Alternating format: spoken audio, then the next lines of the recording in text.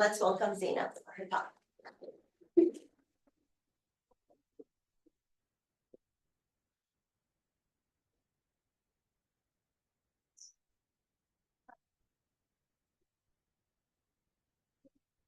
Hello, everyone, thank you, Isabella, for introducing me, and also thank you to Wilfrid Laurier for extending this opportunity as a remote visiting researcher, and also to Boğaziçi School for International Affairs for the opportunity to talk about my research. What I will do is I will examine local politics in Turkey today, basically what I want to do is to give you a little bit of background in the beginning, then talk about the importance of local politics in an authoritarian state, and tell you how this state is actually, or the central government is actually intervening in local politics, and what are strategies of local governments, so municipalities, and civil society organizations to counter these attacks. In order to show you the significance of this kind of let's say, conflict between the central authority and the local authorities and civil society organizations, which might be relevant for other countries that are experiencing similar democratic backlash or democratic backsliding, let's say, not backlash. So just to start with the cover, you can see here a kind of a representation of this tug of war between the center being now the presidential palace in Ankara. Turkey was a parliamentary system for a long time, but transitioned to a presidential system where this sort of one-man rule became more entrenched. And then this is my local district municipality in Istanbul. This is kind of like this tug of war between central and local has been going on in Turkey for a long time, but we are seeing new facets or new wave of this tension between the center and local governments. So I want to start with a quote from the president, Tayyip Erdogan. This is what he said prior to the previous, not this year's, but the previous local elections. He said, "Whoever wins Istanbul wins Turkey," and this actually comes from a president who has been ruling Turkey since 2003, basically, first as prime minister, then as the president. And so what we'll try to understand is what is this like this interest of this all-powerful, almighty president and his party with local elections. So that's kind of what the question is going to be. Now, Turkey, as you can see on the map, is actually a centralized unitary state. So we don't have any regional level. So what this means is that we have the elected president at the central government level, and then an elected mayor at the local government level. So other than that, there's nothing in between, no regional level as such. So the question is, why does a president who's been ruling Turkey for the last 21 years or more be concerned with winning the Istanbul elections, the Istanbul Metropolitan Municipality mayoral elections? Why is local politics still important in a centralized and now authoritarian country like Turkey? What are the mechanisms through which the central government intervenes in local politics? And what are the strategies used by municipalities and civil society organizations to overcome these interventions and repression, basically? So let me just give you a brief sort of overview of President Erdogan's political career, because it will show you why he's obsessed with local governments. So he started out as the elected mayor of Istanbul back in 1994, and his party has been running the majority of the sort of metropolitan and important municipalities in Turkey since '94 until 2019. So his party lost Istanbul in 2019, and I will tell you about that a little bit. So then he became first the prime minister, then the president, and then transitioned Turkey into a presidential system, as I will talk about it. But let me just first give you a quote from an AK Party I think he was a minister at the time, back in 2003, when they were first elected to the central government, so formed the central government and Erdogan became the prime minister, there was an interest to decentralize. So you can see in this quote, all power is concentrated in Ankara, the capital city. All executives and resources are in Ankara, and so on and so forth. And here you can see their desire to start a reform process to decentralize. So you can see through legal adjustments, we want to streamline the system. In 1 year, we will certainly achieve a public sector reform in Turkey, and some of the competencies concentrated in Ankara will definitely be allocated to local authorities. Our citizens will not be obliged to come to Ankara to pick up basic paperwork. The problems will be addressed locally. However, we will see that they attempted this reform, but there was a reaction from the president at the time and the opposition party, because there is this ongoing fear in Turkey of decentralization because of the Kurdish issue primarily. I will talk a little bit about that as well, but they were not able to really undertake this decentralization reform, let alone this. They actually started a re-centralization process starting in 2010, like 2010s onward, and became more and more aggressive over local authorities, especially in the Kurdish region, but we will see that that's spreading out to other regions as well. So what are the mechanisms, or what are the turning points that led to this authoritarian this government becoming more and more authoritarian and concentrating power in the hands of the government in Ankara? So the first tipping point probably is the Gezi Park occupation and protests. It started out when the government wanted to build a mall in a park in downtown Istanbul. And it started out as a small movement, but with very brutal police repression, as you can see in the image on the left, there was massive support to this movement, and it spread to the rest of the country. Now, the government framed it as a coup attempted coup to throw down their government, and then they reacted really strongly against it and started restricting civil society space in Turkey in general since then. But then there were other events, like the urban warfare in 2015 in the Kurdish region, especially in Diyarbakir, where there was counterterrorism operations in the cities themselves, leading to serious human rights violations. And then a failed coup attempt in 2016, where the army, a section of the army, wanted to throw down the Erdogan government, but failed. And then this gave the government the opportunity to actually declare a rule of emergency, and then they were able to concentrate power in the hands of the president even more.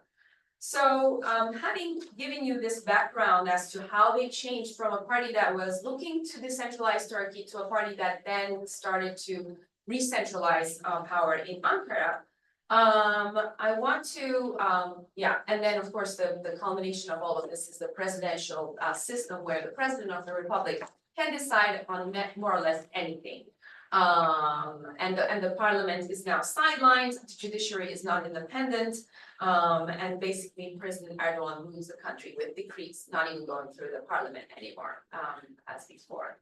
And yeah, one last probably issue to show you that Turkey is the second country on this list of having the greatest decline in freedom, according to Freedom House metrics, in the last decade, basically. So now Turkey is a not free country. It used to always be a partly free country, but now it's not free, and the impact is quite severe. So just to contrast this, or to give you an outline of what has been going on in local politics since 2019. So this person you see on the slide is Ekrem İmamoğlu, and he's the Metropolitan Mayor of Istanbul. And very few people knew him in 2019 before he became a candidate. He was the mayor of a peripheral sort of district municipality in Istanbul. But he won the municipality race in Istanbul and became very well known, so much well known that he actually could beat Erdogan in a presidential race if he could have become the candidate in 2023, which he was not able to for a variety of reasons. But they did campaign. The person you see here on the bottom is the Ankara mayor and then the Istanbul mayor. They campaigned actively for the presidential race on behalf of the opposition candidates. But as you can see from the map, the yellows are Erdogan's party and the reds are the opposition party. Erdogan actually could not win in the first round, but in the second round, he won with 52% of the votes. And in his victory speech, as the re-elected president of Turkey, he said, winning back Istanbul municipality is very important in the forthcoming 2024 elections. So again, you see this obsession. So this is why I'm trying to understand why our local government is really important for this president and in an authoritarian setting. Now, just have a look at this map, and I'll show you now the map of this year's local elections. Again, the colors are going to be similar, but you can't really see. So the oranges here are AK Party, the Erdogan's party, and the darker ones are the opposition. So the opposition expanded its vote share in local elections. And the governing coalition lost mayor's position in 4 metropolitan municipalities, 14 provincial municipalities, and 202 district municipalities. So it was a major loss for Erdogan's party. And actually, we did publish a conversation as part of the Crown Center conversations, talking about the lessons from this local election for Turkey and beyond. So if you're interested, you can find that on the web. Now, so coming back to the questions that I asked at the very beginning, why are local governments important in an authoritarian context? So based on the experience from Turkey, what I can say is that there are 3, we can sort of gather them around under 3 arguments. One is about governance. So municipalities are close to the populations. Their services are visible and they touch the lives of the daily lives of the citizens. So mayors actually can demonstrate that they can govern well through their governance at the local level. And this can then gather political support for national politics as well. And we will see how the Ekrem İmamoğlu, the mayor of Istanbul, has done this for Istanbul, for instance. I'll give some more details of this later in the talk. The second is about representation. So in order to solve local problems and address local issues and demands coming from diverse groups in society, municipalities have designed participatory mechanisms. So we can have, some municipalities have tried participatory budgeting, others have been more active in terms of setting up city councils, which are different from municipal councils. So city councils gather civil society actors, and basically they can do lots of things, talk about research the problems, offer solutions, and then these solutions have to be implemented or at least decided and debated in municipal councils. So there are different mechanisms of participation at the local level. And so mayors can actually mobilize local support and local populations and by being more responsive to their demands. And that's actually what's been going on. So this representation and space provided by the municipalities at the local level is especially important for the 50% of the population that has been feeling left out because the same party has been governing Turkey for the last 20 years.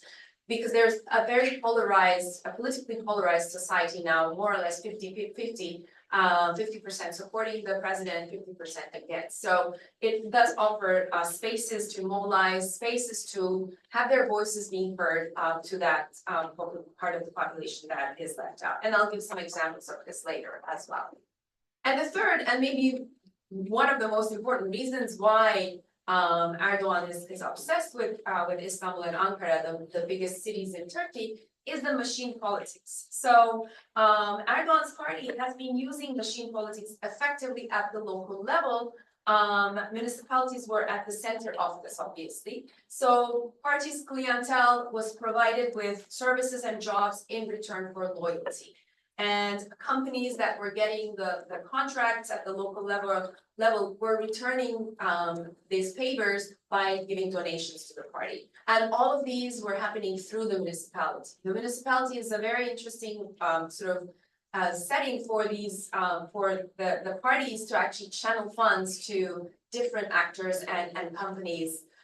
So there is definitely some corruption being involved, or favoritism and corruption, but it also provided social safety mechanisms, food baskets, coal, and so on to the lower socioeconomic groups. Also jobs. Jobs are very important. So these are the three main reasons why local governments are important in this setting, and the president is obsessed with that.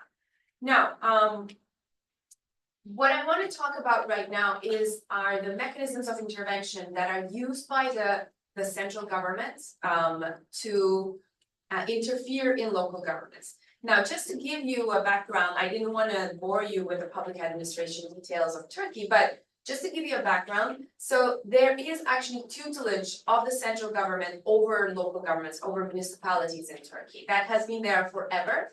And since the mayors started being directly elected by populations in the 1960s, the central government, or so the Ministry of Interior, can actually withdraw the mayor if the mayor is involved in corrupt activities or other problems or criminal activities that relate to their jobs.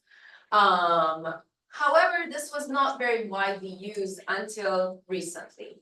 So that tutelage has always been there. But recently, since 2019, where they lost Istanbul and Ankara, the central government, they actually started intervening with new mechanisms. So for instance, they are changing the laws in order to take away some of the duties that the municipalities had.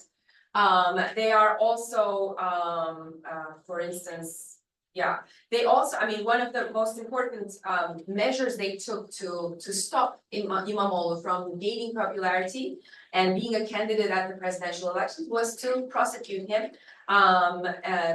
because he had supposedly insulted the Supreme Electoral Authority of Turkey by calling them fools, because back in 2019, AK Party and Erdogan's party objected to the election results, and there was a second round of elections. And at the time, İmamoğlu basically said that the Supreme Electoral Council members were fools, and now he has a prison term for this.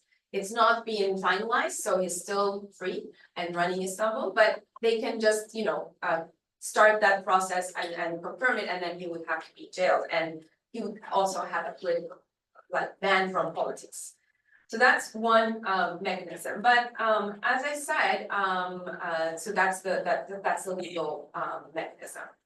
Now, the other mechanism is to change the composition of certain organizations. Like they change the composition of the Transportation Coordination Center in the provinces, just so that these newly elected opposition mayors could not fulfill their duties. So for instance, in Istanbul, which is a city of 16 million, there is a serious need for more taxis, but they are strictly regulated. And this local transportation coordination center, the composition changed, so the central government had more representation, and they were preventing him from undertaking this reform. So he could not perform his duties of ensuring better transportation, for instance. He could also not increase the public transit fares when the petrol prices were rising. So, they were incurring debts because of that. They even prevented İmamoğlu from building a mosque, for instance, in a neighborhood. So there are certain mechanisms that they use. And most importantly, for instance, another example, during COVID, the municipalities started fundraising to help the families that lost their jobs or that could not, cater to their families. But then they blocked their bank accounts, saying municipalities cannot fundraise for certain issues. So there were many attempts to prevent these mayors from performing. well. However, nothing compares to what they have done to the mayors of the Kurdish region. So the Kurdish issue has been ongoing since the 1990s, and there were sort of armed conflict between the PKK, the Kurdish armed groups, and the Turkish armed forces for a very long time. And the Kurdish party actually also became successful in the 1990s, around the same time as Erdogan's party, in local elections in their region, because they are concentrated in the southeast of Turkey. And they have been winning mayoral positions in that region since then. So, and through this, actually, they were able to then also spill over this success to the parliamentary elections. So they gained parliamentary seats over time by being successful in the local governments. Now, what the coup attempt in 2016 gave the government was this power of decreeing, without going through the parliament. So through the decrees, they actually were able to change the municipality law and introduced a further action of this tutelage. Not only being able to withdraw the mayor because of corruption or other issues once they are charged or convicted, but even before all of this, if there is any accusation related to terrorism, and the definition of terrorism is very broad in Turkey, I was even accused of being a terrorist, and I can assure you I'm not. But so these mayors can be accused of terrorist charges, and then immediately they are withdrawn completely, not even suspended, just like, they disappear. And most of the time they're also jailed. So this mayor that you see on the picture, Ahmet Türk, he actually faced this third time just this past week. They did this in 3 different local election terms. Right after the local elections in 2019, for instance, they appointed what we call trustees to 60 out of 65 Kurdish municipalities. So immediately after local elections, they are basically eliminating the population's, the local people's elected mayor and appointing a trustee, which is usually the governor, who is appointed by the central state to the provinces. And so this is kind of eliminating the meaning of local elections, but we see that at every election term, people do go out to the polls and vote again with the hope that they're going to secure their local government that is going to serve them, because the trustee mayors don't really serve the local populations, they're served themselves. And you can see there are studies about budget deficits in trustee mayor municipalities, and they do run much more a deficit because they spend on unnecessary stuff, which also probably involves some corruption. So this was mostly done for the Kurdish region, but just last 2 weeks ago, they appointed a governor from Istanbul to a municipality, a district municipality in Istanbul, where the mayor is Kurdish, but he's not from the Kurdish party. And they charged him, they accused him with terrorist activities, which there's really no foundation to that, but they can do this.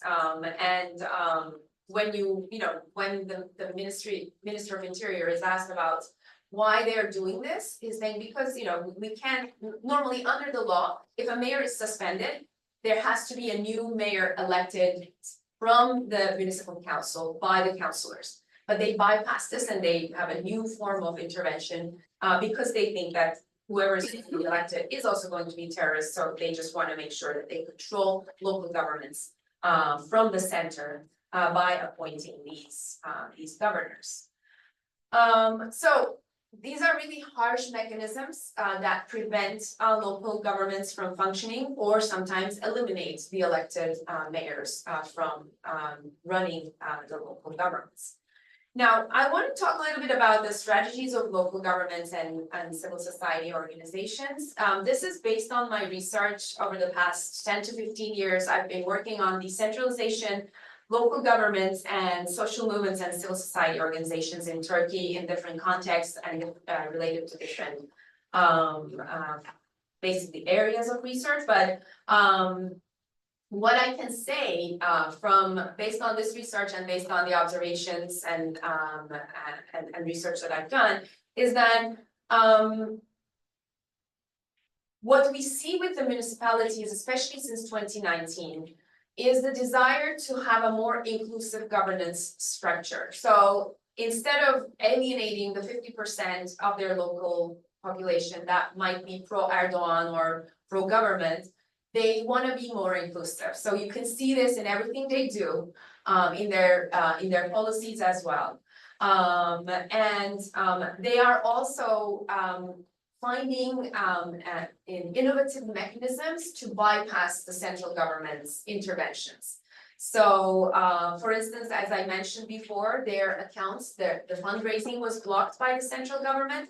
So what they did instead is to design a new mechanism where people who could not pay their utility bills, they could put them up, like they designed a matchmaking platform where people who could not pay their bills will list their bills, and people who would want help will pay the bills of those who could not pay. So then the municipality is not raising any money, but they are actually helping out those who were losing out during COVID. The municipalities were also broadcasting their council meetings live, so people could see what kind of interventions the governing parties and councillors were creating to the mayors in order to block what they wanted to do. They also use social media very effectively in order to basically, advertise the difficulties and the things that they have achieved. They also are creating new agencies, like Istanbul Planning Agency or Istanbul Statistical Agency, and these are trying to generate data and also plans to have more inclusive and more responsive policy at the local level, because the central statistical agency is also hiding data. I mean, Turkey is very interesting. Like, you cannot have access to data at the local level, or you can get the aggregate data, but not based on the cities. And the local governments are trying to bypass this by collecting the data themselves. So, for instance, during COVID again, local governments were giving us data about the death rates, which the central government was hiding from us. So those are mechanisms that they have been using to create networks of experts and bureaucrats that would then be useful for, if they gain national success, then they can use these networks and experts to actually run the country. Because as you can imagine, for the past 20 years, nobody else has run the country, and so there's really distrust in the opposition to their capability of running the country. Now, the participatory mechanisms have also been put in place since 2005, and in some localities they have actually functioned really well. And according to my research findings, I've realized that they actually become more successful in local settings where civil society organizations and civil society in general is very vibrant and active. So, I mean, that's something that is important to highlight. So, for instance, let me give you an example about that. Çanakkale is a province and is a city in the west of Turkey. And they had a very vibrant civil society that had gotten together back in the 90s when there was a plan to build a new organized industrial zone in the city. Now, this civic initiative, as they call themselves, got together to advise the mayor at the time as to whether this industrial zone should be built next to the city or farther out from the city center. And they couldn't agree on what should be recommended, so they disbanded. But this experience actually lived on and then created this city council, which I mentioned before, which had been very active in designing what the city wants in the next decade. So they had a very like a participatory mechanism of putting together an action plan for the city back in 2010. And one of their resolutions was not to have a bridge over the Dardanelles that crosses from the European side of Turkey to the Asian side where Çanakkale city center is. They thought that this was going to destroy the city's fabric and bring in lots of traffic and so on and so forth. So that was a resolution that was there since 2010. But then debate about a new bridge over Çanakkale was in government circles. And initially was going to go through the city center. But somehow these people at the local level fought back and were able to move the bridge so it doesn't cross through the city center. So even under, and this has happened like, maybe 5 years ago or so. So even under an authoritarian regime, which restricts participation channels and so on, there are still ways of resisting and making, bringing about change at the central government level as well. Another example that I can give from my own experience that relates to how local governments open up space to different groups is that my university back home, Boğaziçi University, where I worked for 15 years, is experiencing a serious intervention by the government since 2021. And initially we were able to sort of resist, as a whole, like more or less 600 professors together, we were against this intervention. But they were very powerful and they packed our Senate, they withdrew our deans because they weren't punishing the students enough for their protests. And then they brought deans from outside. So now we have really no space in the university to organize our, open lectures or teach-ins and so on. So the municipality actually gives us space just by the university. There's a city restaurant, which is another thing I might talk about. So we are able to use their meeting rooms to organize our events. We're able to use the municipal libraries that they have now all over the city to organize our events. So they really do offer spaces to for local civic initiatives and other groups that want to organize and bring about change. So I guess those are some of the mechanisms that open up space and that give hope to those who are feeling really exhausted by this sort of authoritarian regime clamping down on any form of voice or resistance. Okay, so why is this relevant for a broader audience who may not be interested in Turkey? Now, here you can see the democratic backsliding based on the global state of democracy indices of Hungary. So countries like Hungary, Poland, and many other places in the world are experiencing serious democratic backsliding. And there as well, in some of these contexts, local governments have also been important in where opposition can actually win elections.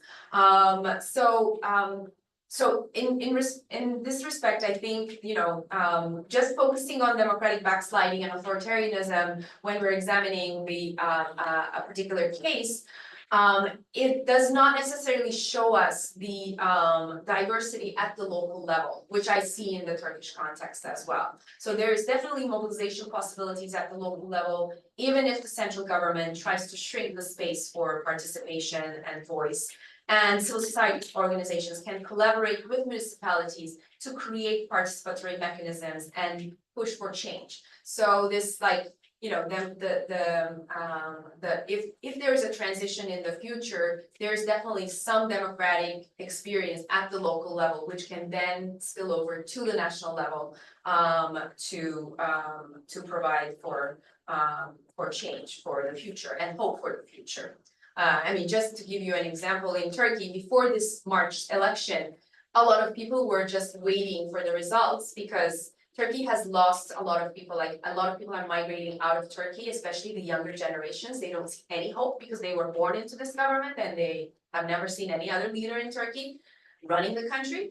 So after this, the local elections, they actually said, okay, we'll stay for a bit more and see where this leads us. But yeah, we'll see how this is going to play out in the near future.